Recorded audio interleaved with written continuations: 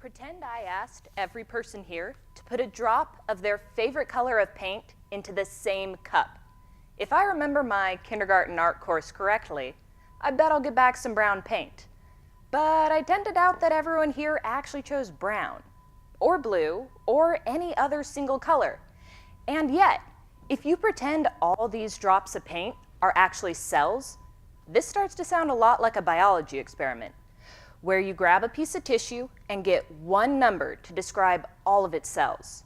While we've learned a lot from looking at the shades of brown paint that make up our bodies, what if we've missed an additional rainbow of information in individual cells? That seems especially likely in your brain, which depends on billions of unique neurons to regulate a lifetime of actions and thoughts. But just like I could ask anyone here, why is your favorite color red or yellow? How does a baby neuron decide what to do with its life? I was inspired to ask that question by my classically autistic brother. Jeffrey is 33. His favorite color is green, and he loves to go bowling. But I grew up either fearing his unpredictable and violent outbursts or watching his personality and intellect get washed away in a handful of pills. And neither of those options are good enough. We need to figure out what's going wrong in developmental disorders, and I believe we stand a much better chance of doing that if we first improve our understanding of how a healthy brain is formed.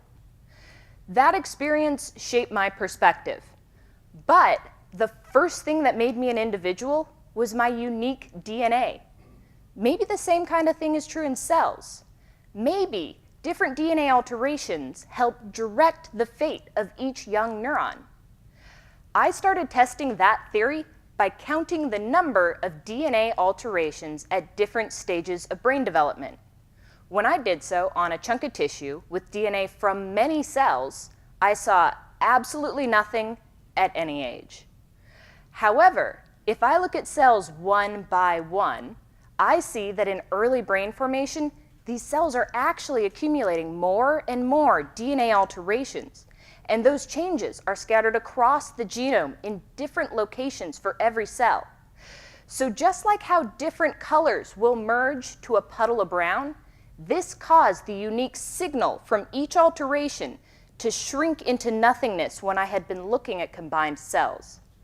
Now that I know DNA alterations are generated during brain development, I'm excited to start testing if this process is corrupted in developmental disorders, which I hope could lead to better help for those affected, maybe even Jeffrey.